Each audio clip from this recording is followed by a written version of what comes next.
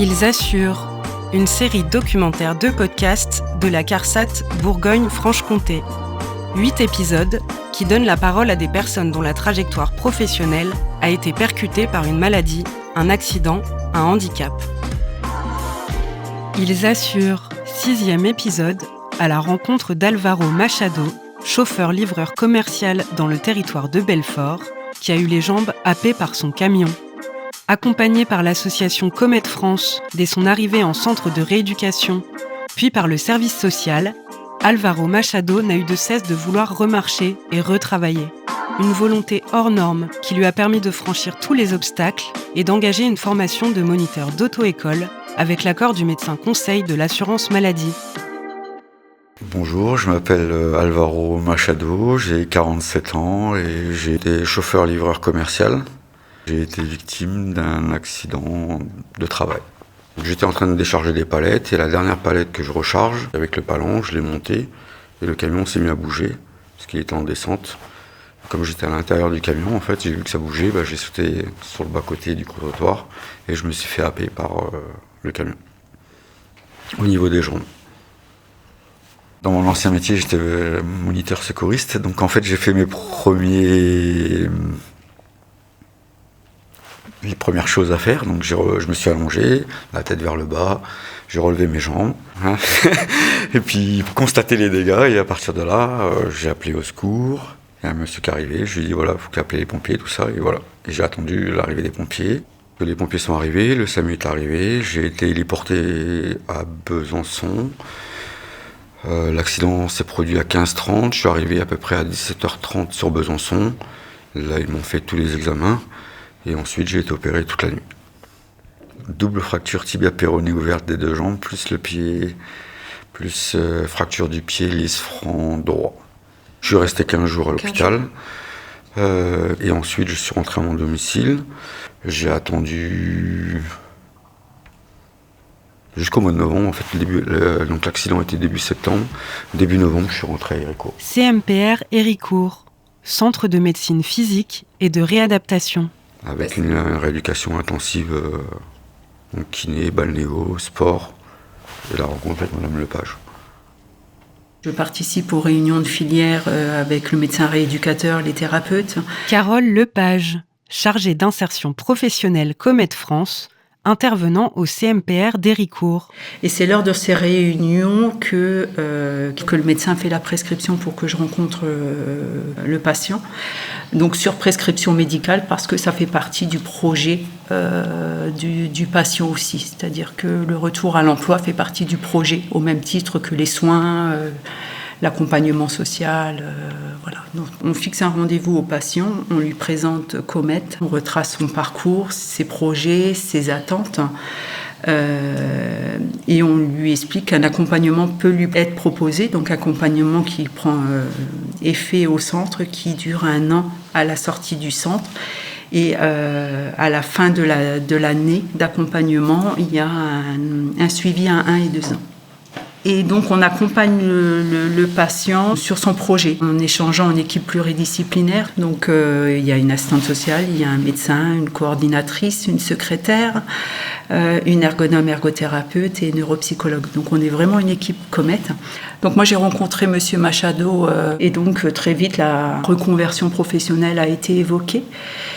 Et donc, progressivement, on a travaillé sur le projet, en sachant que monsieur n'avait pas encore l'appui à ce moment-là. Donc, la rééducation, on ne savait pas trop combien de temps elle allait durer.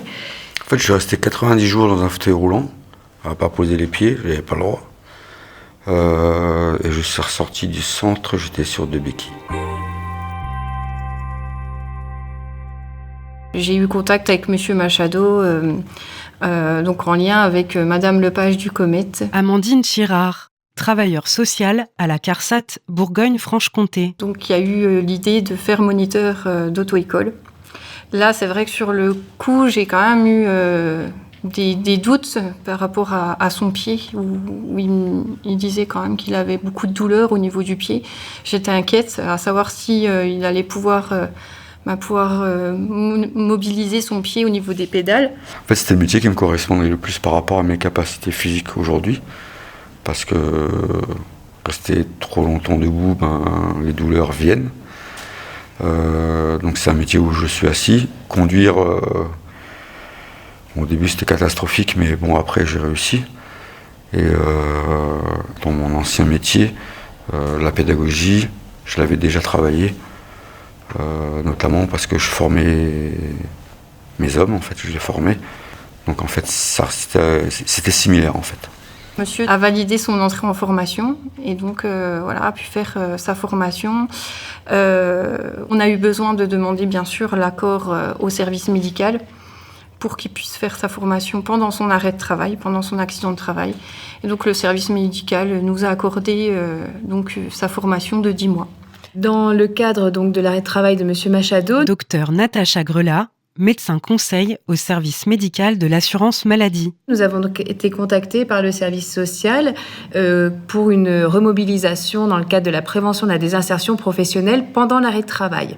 On a identifié dès le début qu'il y avait potentiellement un risque d'inaptitude à votre poste de travail et compte tenu de votre jeune âge et de votre potentiel de reconversion, on a quand même voulu vous appuyer pour vous permettre de pouvoir vous reconvertir. Parce que quand on est en arrêt de travail, on est en incapacité théorique totale de travailler, mais grâce aux dispositifs qui sont mis en place par le gouvernement et donc à la prévention de la désinsertion professionnelle, on peut se remobiliser pour rester employable en fait. À ce moment-là, le service médical prend contact avec Monsieur Machado et fait le point avec lui sur les différents soins qui sont en cours. Et il apparaît en fait que les soins sont encore présents, qu'ils sont encore susceptibles d'améliorer l'état de santé de Monsieur Machado et donc que l'arrêt est justifié. Donc c'est pour ça que pendant l'arrêt de travail, nous allons autoriser à faire des démarches de reconversion professionnelle à Monsieur Machado. L'arrêt de travail, il y reste justifié d'un point de vue médical tant qu'on a des soins qui permettent une amélioration conséquente de notre état de santé. Voilà.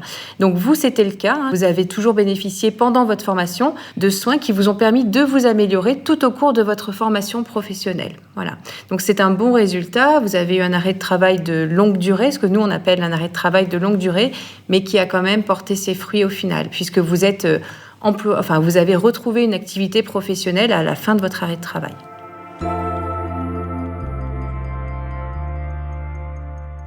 Quand on s'est contacté tout au long de sa formation, qui m'expliquait qu'il avait ses heures de travail, qu'il avait ses kinés pendant la pause et qu'en plus de ça, il travaille encore à la maison, puisqu'il y a plein de choses à apprendre. Moi, je trouve que son parcours est vraiment merveilleux et c'est une personne très courageuse. Il a toujours montré une grande motivation et c'est vrai que moi-même, il me poussait à aller encore plus loin de par sa motivation. Au service social, on est dans une relation d'aide, mais on ne fait pas la place de la personne. Donc, on intervient dans le parcours de la personne, mais c'est elle qui fait son propre parcours. Et là, M. Machado, on pouvait que aller de l'avant avec lui, avec toute la motivation qu'il nous donnait, toute cette ambition qu'il avait, on pouvait que faire avec lui. Et là, c'est un chouette parcours dans l'aide sociale parce que vraiment, c'est faire avec. Et ça, c'est hyper important, c'est faire avec et pas faire à la place de la personne. En fait, à la formation, quand on me demandait d'être sûr que c'est ça, je dis oui, et puis, mais est-ce que tu vas l'avoir ? C'est non, je dois l'avoir. C'est pas j'espère l'avoir, c'est je dois l'avoir en fait. Parce que tout le processus qu'il y a eu autour de moi, je pouvais pas décevoir les gens en fait. Je pouvais pas décevoir les personnes. Donc il fallait que je travaille, il fallait que j'avance et il fallait que je réussisse. Parce que sans elle, j'aurais pas pu arriver jusque-là. Voilà. Donc on est obligé d'y arriver. Je sais pas, c'est... j'ai obtenu l'examen, j'ai été licencié de mon ancienne entreprise pour inaptitude et je recommence à travailler dans une nouvelle entreprise en tant que moniteur auto-école. En fait, je vais de l'avant. C'est l'accident, voilà, ça a été une étape dans ma vie.